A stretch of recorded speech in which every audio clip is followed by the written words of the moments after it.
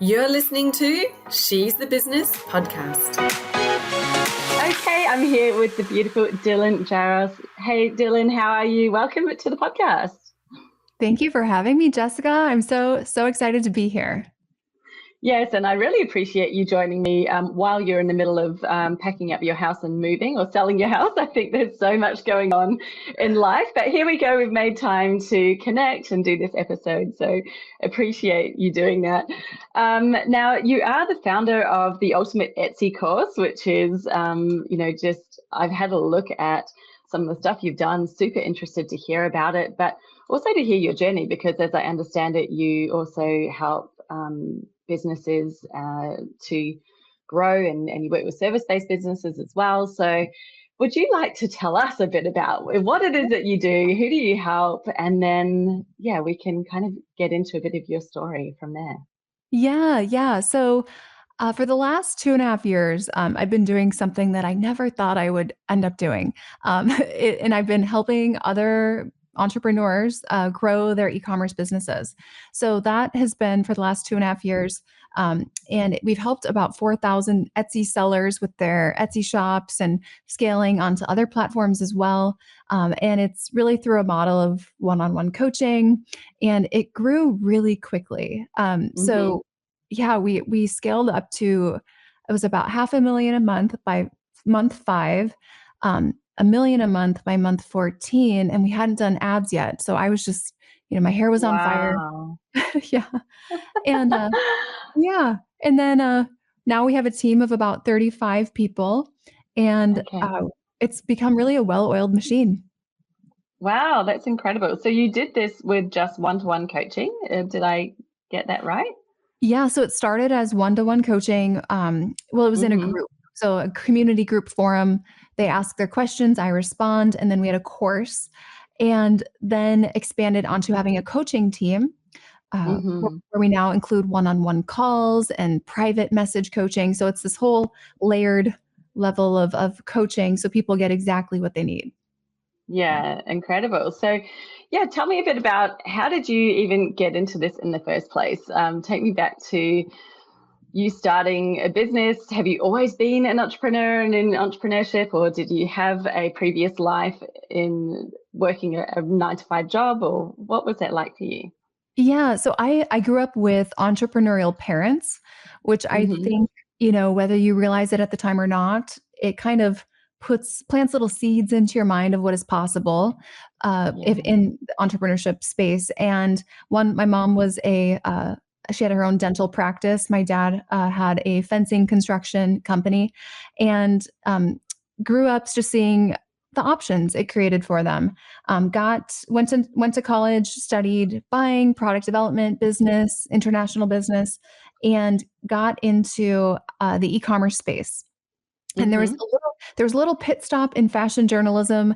Have you seen the movie The Devil Wears Prada? Yeah.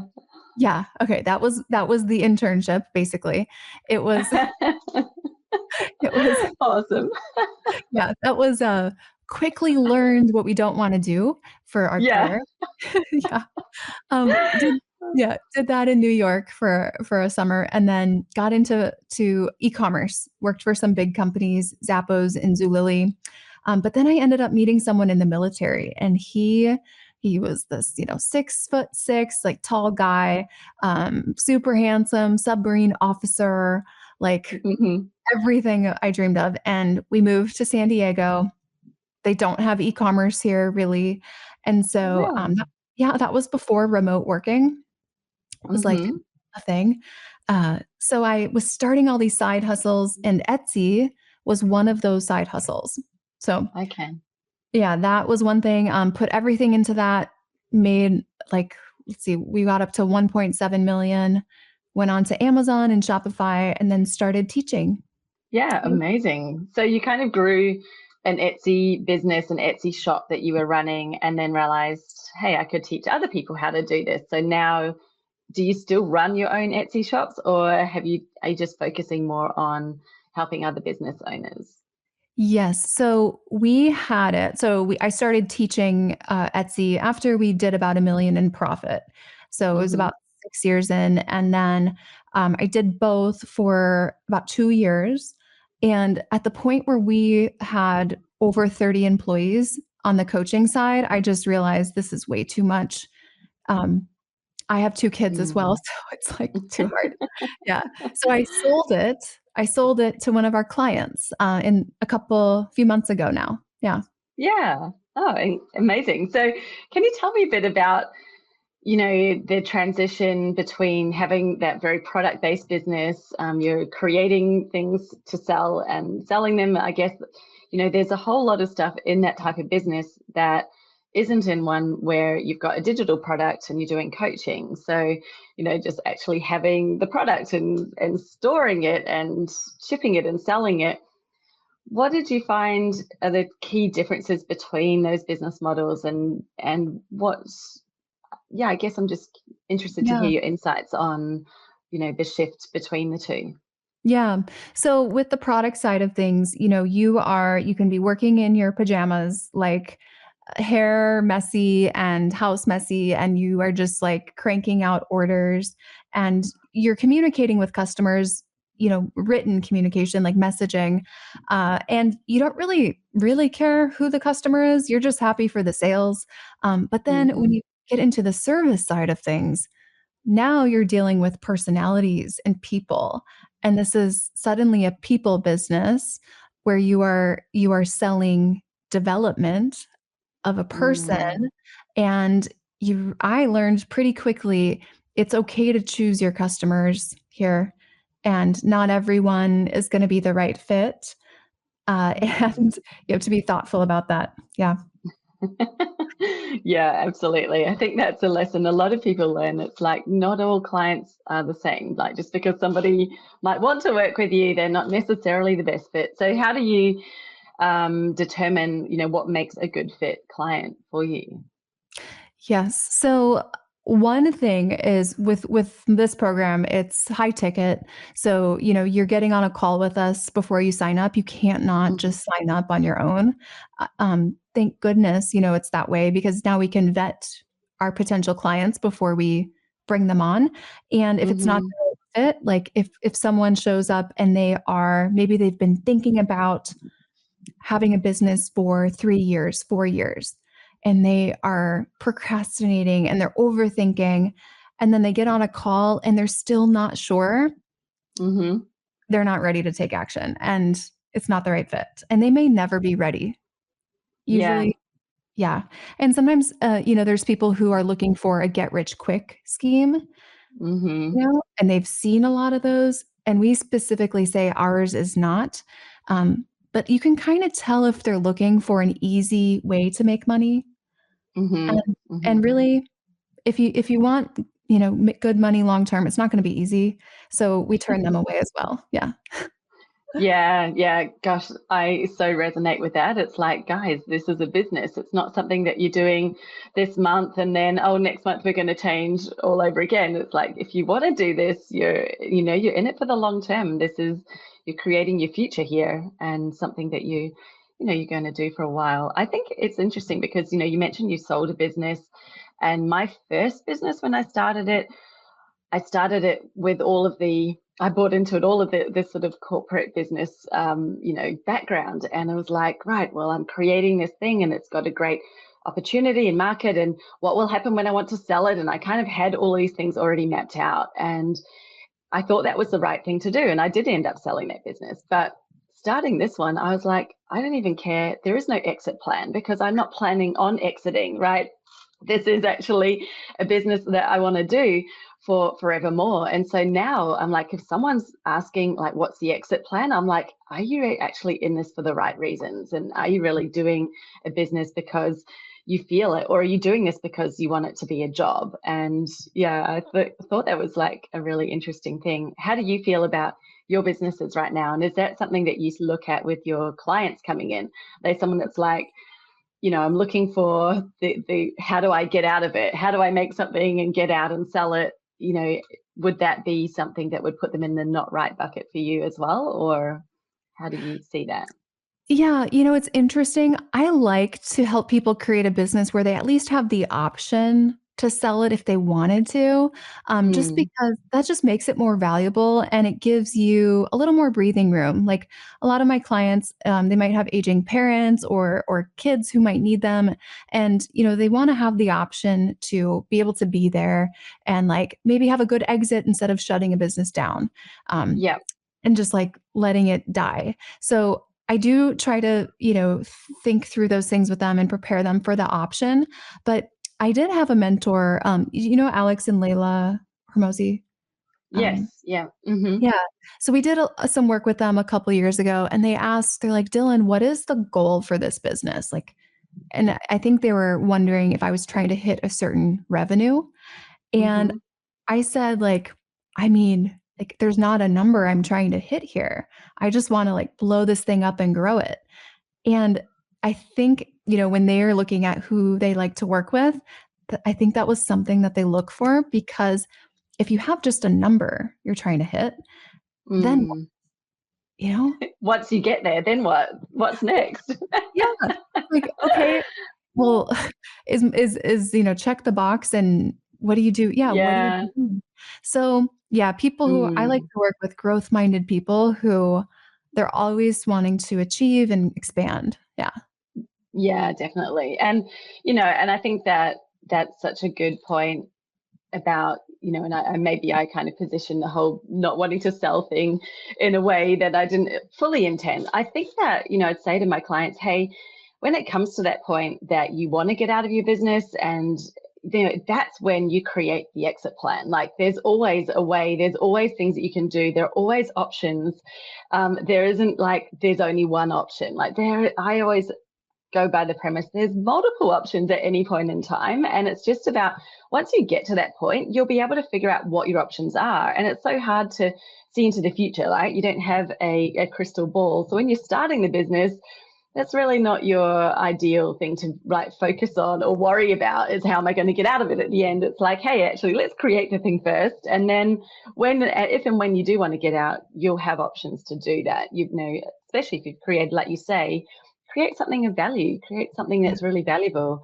And absolutely there'll be somebody will be there who wants to either take it over or buy parts of it, or however that exit plan might look. But there are definitely ways of doing it.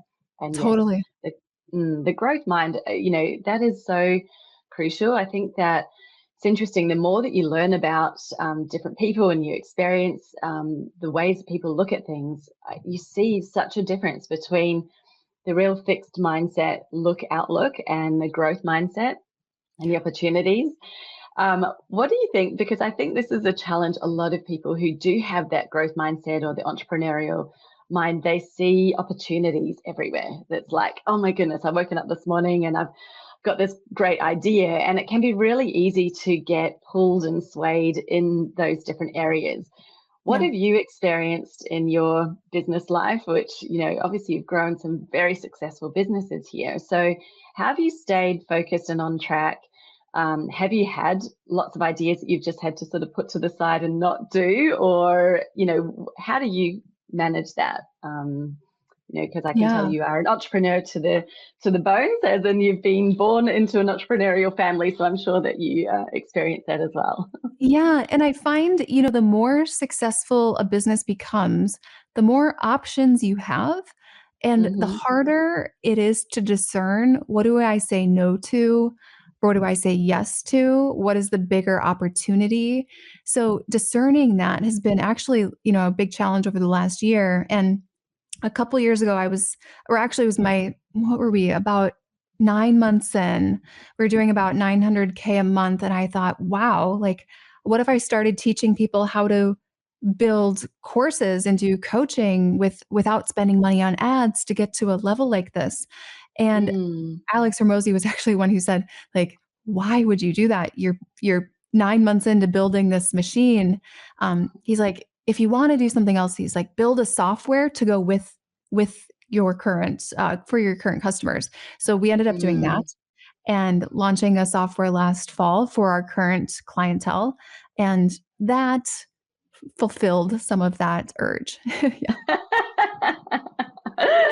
Yeah. Tell me about that, because I actually have a background in working with some IT firms back in my corporate days, and so I know the IT startup, the software, and what it's like actually on the inside. How did you find actually going into that world and creating a piece of software? Like, has it been?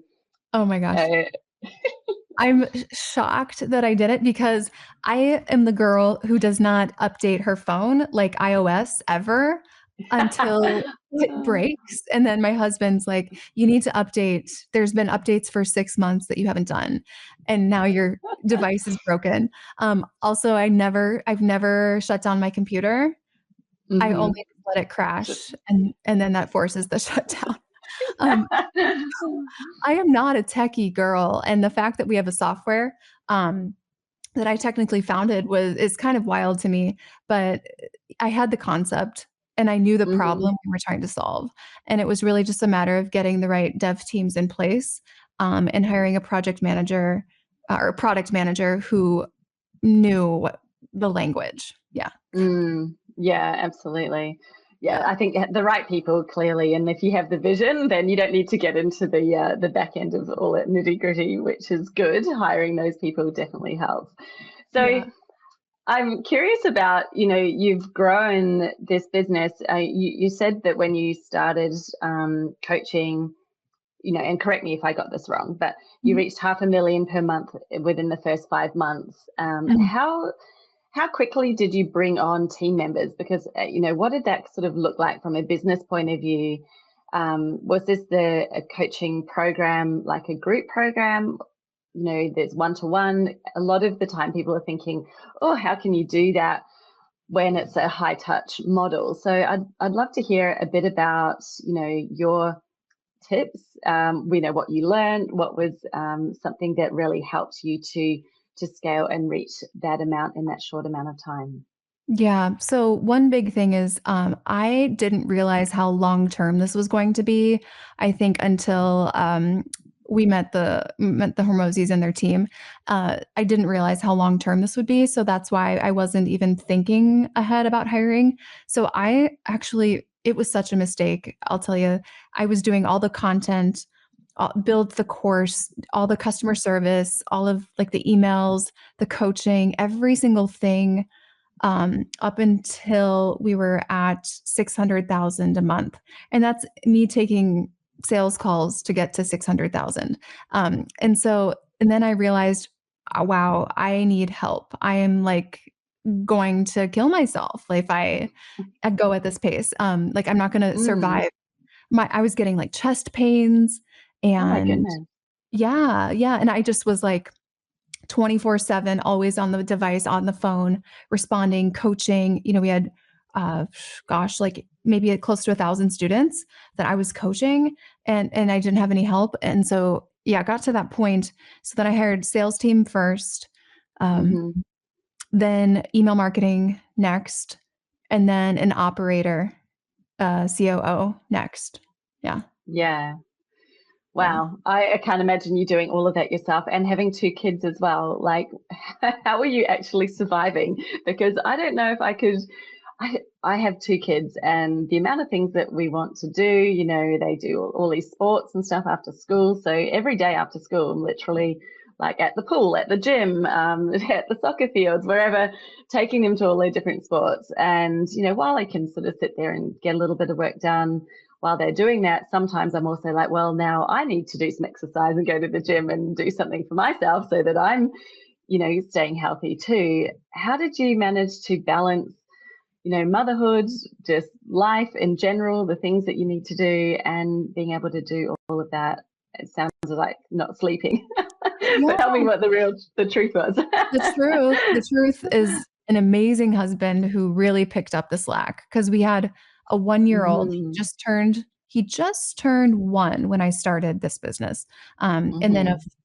5-year-old. He just turned 5. So, we're in like preschool and we had a nanny who helped until the little one went off to a Montessori program. But my husband, Hmm. he really picked up the slack. So bath time, making lunches, he allowing me to film and take these calls. he really picked up where I Yeah. couldn't. Yeah. Yeah, that's incredible. So I'm curious now to find out about when you did this shift. So you decided to start this business. You had the Etsy shop and you're running all of that, but then you're like, right, I'm going to teach people how to do this for themselves. Did you have an audience? Like, did you start by reaching out to your existing, I guess, shoppers, like the people who are buying from you, and be like, hey, would you like to learn this from me? Or, how did you shift there? Because they're two very different businesses. Or did you find that you kind of were able to bring your audience along? What was that starting off point like? So no one knew. None of my customers knew what I was doing. And that was intentional. But with Etsy, you're selling products on a marketplace. When you're building a service-based business, where are you finding your customers? How are they finding you? So Mm. I kind of went back to a strategy that I used when I was a blogger back in college. And that's how my husband found me. He found a blog that I had built up, and he like cold reached out and invited me to a military ball. But so like I had experienced, Wow. yeah, that's a whole journey there. Um, but I had experience building up an organic audience, and through Hmm. content and consistency of content and giving value. So this time I did it on YouTube. Now, the whole reason for the shift, it's actually I'm pretty open about it. I ended up getting vascular disease in my legs from standing up making the products. Oh, Uh, wow. yeah, yeah. I was standing up. You know how nurses stand up all the time? Like Yeah. they they have to wear those stockings, compression. Mm-hmm. Yeah, I did too because I Oh my was goodness. I was working like 14-hour, 16-hour days on my feet. So I had surgery because the vascular disease got so bad, and then I kept working on my feet and it came back again, and I realized I'm like 32. I can't keep doing this. So I started training an assistant to run the Etsy shop, Hmm. which gave me a lot of time to start something new. Yeah. Yeah, yeah. Oh, wow. That is incredible. So you literally kind of started from scratch, almost from nothing, and started a YouTube channel with content, and it grew from there. Yes, and YouTube, I mean, I will stand by this long form content for customer acquisition and for, creating a warm audience who's ready to buy. It is like Hmm. priceless, so worth the time investment. Yeah. Yeah, amazing. And so tell me a bit about, just because I'm sure other people are curious, I always like to ask the questions I think someone listening would hear, ask. When you're thinking about that YouTube content, what sort of things, like, what were you sharing in the videos that you're making? What kind of content were you producing? Yes, it was all about Etsy shops and how to fix your shop and things you might be doing wrong, and really sharing everything I knew from corporate e-commerce and just doing like 7, 8 minute videos, 5 things to, improve your SEO or whatever it was. Kind of like almost I treated the YouTube videos like a blog post um, Yeah, for yeah, my previous days. Yeah. And so it worked pretty well. Yeah. yeah, amazing. That's so cool. So tell me, now, you've got a team, you said you've got 35 people who are helping you run the business. What has been your biggest win? Like, as in, like, wow, if I could just repeat doing that, I would do that again and again, or I wish I'd known that sooner. Do you have something that you've really hit your stride now? Obviously, it sounded like you hit it pretty quickly, but what was that thing that you would have told your past self or previous self? Hey, here's the thing that you should go and do, like the golden nugget. Yeah. So consistency with content, like long form. So podcast and YouTube, consistency with that, which we have not missed 2 episodes a week on both of those platforms. But recently this year, starting in January, we started doing a monthly webinar and Hmm. free, totally free, running it to our email list. We had about 55 people on or 55,000 on the email Hmm. list. So Hmm. running that to them and then having an offer. Usually it's the first week of the month, second week of the month, and that really creates so much consistency for our sales team. Yeah. Yeah, yeah, right. And so it is running like a beautiful machine because you know what's happening every month. You've got your webinar and then you've got your offer. So tell me, are they the same webinar that you're running every month, or are you changing up the topic and creating something new each month? So, okay, so what we do is we run the webinar, we edit it down a little bit, put it into Voomly, and then run ads to that. So then that becomes evergreen ads. And then next month, it's a new webinar that we then do the same Hmm. thing. So now we have a new set of ads for every webinar. So Wow. yeah. Yeah, amazing. And so each of them are kind of becoming their own entry point into your program. So once they've watched the webinar, are they still getting on a call then? You said that that's how you do your sales, is a one-to-one call. So Yeah, they are. I don't think I ever wanna just let anyone in anymore. It's risky. yeah, Yeah. oh, that's incredible. Could you tell us what you think your biggest mistake has been? Because I think I love that, you know, the consistency. It just sounds excellent. You don't have to overthink it. You're just doing the same thing each month, and you've got a really good system in place. But what do you think you've done that you're like, oh my goodness, I wish I hadn't done that, or it was a big lesson or learning that you've had? Yeah. So I made a really bad hire. And it was out Hmm. of desperation because I was so overwhelmed that I was just willing to uh, see what looks good on paper and then hope for the best. And this was Hmm. in a high level executive role, and I really didn't have enough comparison. This was my first executive hire, and I only had Hmm. interviewed 3 people, and it just it was a bad decision. And looking at references is so important, and I didn't do that. Um, so yeah, I would say a desperate hire. And anytime I get into a Hmm. point of desperation where I'm like, we need more help, I really, really make myself slow down in that. Yeah. Yeah, yeah, absolutely. So, what do you do now that's different, apart from slowing down and kind of taking the time? Is there anything that you've implemented into your hiring process, something that you use that you think, well, this helps me to check that this person is going to be the right cultural fit, or, you know, it helps you to sort of weed out those ones that might look great on paper, or maybe do a really good interview and then you get them in and they're like, oh, okay, the Yeah. reality is different. So yeah, I'm So curious if you've found a secret method. yes. So one, we use a recruiter now, who's been Hmm. fantastic for placing good candidates with us. But the other thing is couple interview questions. One is, um, tell me how you feel about work-life balance, because the thing is, people don't know unless they watch a ton of my content, like what I would prefer. They might think, oh, she wants me to have good work-life balance. They don't know that I'm like crazy. I'll be messaging them at like 10 o'clock at night. Uh, so the ones who like have really firm boundaries, like that just doesn't work super well for me. I'll be honest. Yeah. People who Mm, like yeah. I shut off. I'm in the Pacific time, so if they're Eastern and they're like, "Hey, shut off at 2 o'clock," and like you won't hear from me till Monday. I'm like, well, what if there's a fire? Like, can I call you? So that I just found that I like to ask that question because the people who are really comfortable in startup environments, they will say something like, "You're a startup. Like, there's no set working hours," and they know that. Um, Yeah. so Yeah. I find out Definitely. with that question. Yeah. Yeah. That is really interesting. I love that.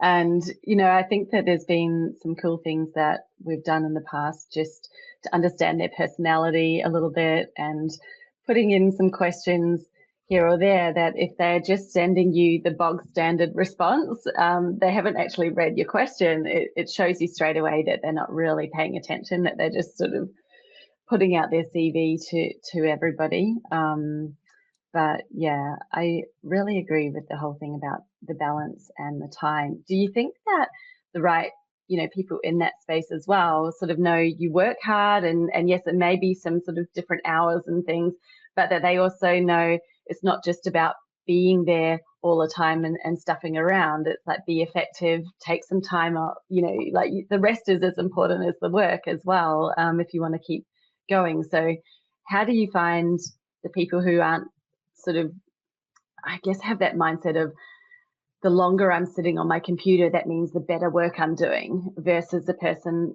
who, because I've had such different people working for me in the past, and the ones who I find who are really motivated, they're not necessarily the ones that are in the office the longest. They're actually in the office the shortest amount of time, but they're far more productive, and they will churn out so much more, get much more done, and at a higher value than the people who are thinking, I just need to be working, and that's showing that I'm a good employee. So Completely. Yes, we give them a test project without a mhm, deadline, and that will tell us everything. So, let's say it's a social media manager. Okay, here's like some raw footage, create a reel, send it back to me. This is like the interview test project. Okay, some people you don't say when, don't say like send it back by Friday. You just say, just send it mm, back to me. And then you watch who sends it back and how quickly they do it. I love yeah, doing, yeah, because it's like you're being vague on purpose, you know, and like yes. seeing what their pace really is. Yeah. Yeah, exactly. And I guess what they're going to do on a day-to-day basis, when you're like, hey, this is what we want to do, are they going to get it done, or are they waiting for the deadline so that they get told when to do it? And I think it doesn't matter what deadline you give someone, they will. For some people, it's like the deadline dictates when it gets done by. So if you give them 3 weeks, it'll take 3 weeks. If you give them 3 days, it'll take 3 days. Obviously that's a little bit broad. Some things do take longer, but Yeah. it's like that old scenario of, a lot of us are wired in like that. So I think it's really interesting to, I do that reflection on myself sometimes. I'm like, am I just making this take longer because I didn't put a deadline on it, or I've given myself a longer deadline, therefore I'm fluffing around. And then as soon as if I go, right, no, we're just getting it done today and that's it. And then what does Yeah. it happen? Yeah. So Mm, comparing the balance of the quality and the speed of the turnaround is so insightful for people. And you can spot a perfectionist immediately. And you can also just spot people who will miss details pretty quickly too. yeah. So I love doing a test project, even if it's really small, like how would you respond to this email? Or giving them like 3 emails to respond to and then seeing what they do. Like it's fascinating. Yeah. Yeah. Oh, so good. So tell me, what is next? What's your plan? Like, what are you doing with your business? I don't usually ask this question, but I'm really curious to hear what you have to say about where's the future for, what you're doing right now. Yes.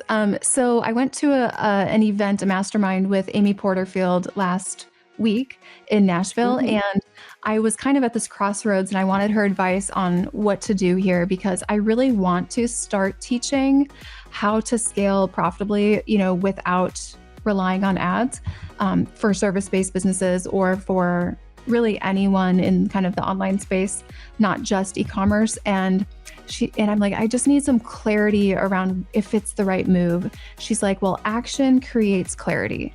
So start taking action on it. So I'm going to start speaking more about this, doing some more content about this, and let that action create some clarity, hopefully. That's my plan. Yeah. Yeah, love it. So great. So if anyone is wanting to connect with you and follow you on socials and sort of get into your world, where can we best find you? Yeah. So at Dylan Jahraus on Instagram, Jahraus, and then our website, dylanjahraus.com. You can check it out. And I'm on social every day. So I'll see you there. Amazing. Thanks so much, Dylan. This has been such a great chat. I know that you've got so much to share, but we've touched on plenty of things there. Is there anything that you feel that we've left out that you really want to leave the audience with today? No, I think just that theme, action creates clarity. That's really been inspiring me the last couple of weeks. So I would just write that down and see if that can inspire you too. Yeah, love it. It so does, because you can spend forever sitting there ruminating over it and not be any clearer, right? So taking that action absolutely gives you the clarity. I love that. What a great nugget to leave us with. Thank you, Dylan. It's just been amazing. And yeah, I hope we connect again soon. Thanks, Jessica. This was great.